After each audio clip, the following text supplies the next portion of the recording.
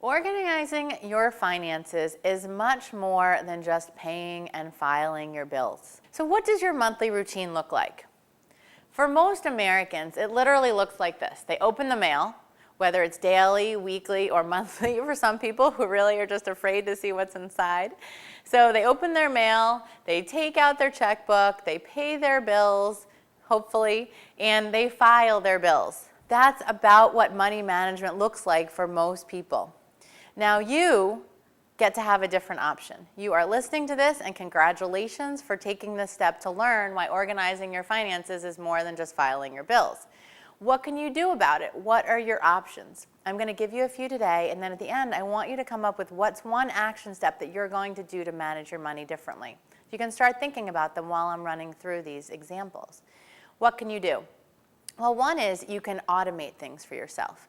So what can that look like? That can be that your expenses are getting automatically charged to a credit card so that you may get points for that spending that you have, even for things like common utilities. Or you can have it be automatically debited out of your account potentially. You want to be able to make sure that you've done the proper paperwork for that so that you don't miss a payment in the process, but then you can be spending your time reviewing the bills and not just writing out the checks for them. So automating is a huge one that you can do. Second thing is getting that you can streamline and simplify your process.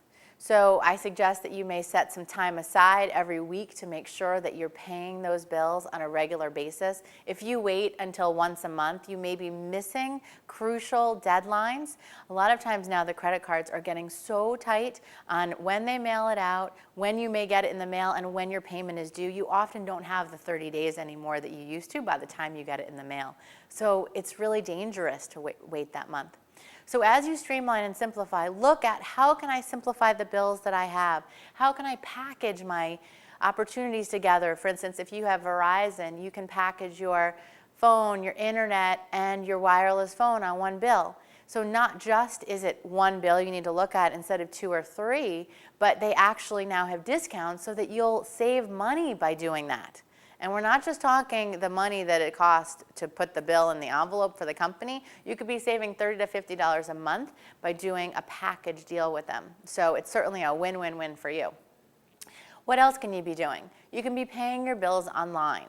Instead of taking the time to actually pull out your checkbook, write it out, get a stamp, put it in an envelope, do all of these steps to get it done, you can go online, you register for it once, and then all of a sudden you have all of your vendors in there, and then you just go online, and it can take a process of, say, 30 seconds to a minute to pay a bill instead of what can be 5 minutes or 10 minutes per bill. It's literally, on average, taking people, say, from 2 hours plus a month to 30 minutes to pay their bills all month. And then what can they be doing with that time? Then they can be actively managing their money. They can be looking at their bills for ways that they can be making and saving money.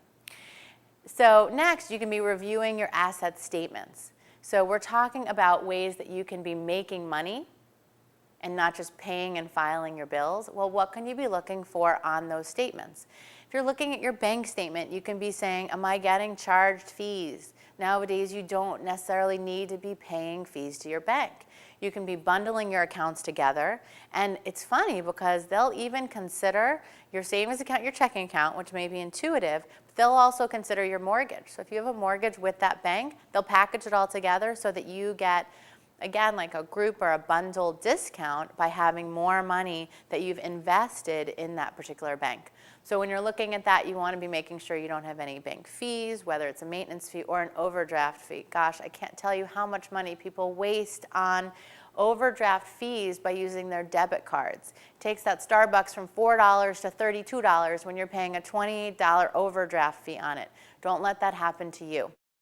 You want to be checking to make sure you know what your balance is and that you're not getting charged those fees. Now, what else can you be looking at on those asset statements? Well, an asset statement, as I refer to it, can be not just your bank statement, but anywhere where you have invested assets. So that can be your 401k, that can be other savings, that can be other mutual funds.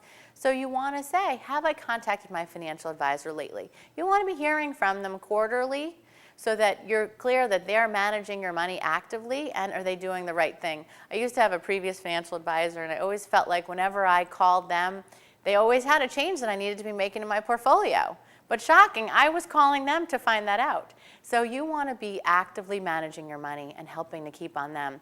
And ask yourself, is the risk level appropriate for where I am right now? If you have a retirement that is 20, 30 years away, you can be in a slightly riskier portfolio, for instance. But again, you want to be talking to your financial advisor, making sure you have proper support to make that happen. And often, even though your financial advisor isn't investing the 401k you have with your company, they may be willing to take a look to make sure that you have a fully diversified portfolio. To wrap this up, it's about taking an active role in managing your finances. I want you to take just a second now to say, what's one action step? Now that I've been inspired, now that I have some ideas, what's one step that I can be taking to actively manage my finances? So jot that down and go to your calendar and set some time aside in the next week when you're going to do that step. Surprisingly, that step probably will only take you about 10 minutes, maybe 15 minutes. You can allot a half an hour just to make sure you get it done, but set time aside for that action step. So congratulations, you've now taken the next step to making organizing your finances so much more than just filing and paying your bills. You are now actively managing your money.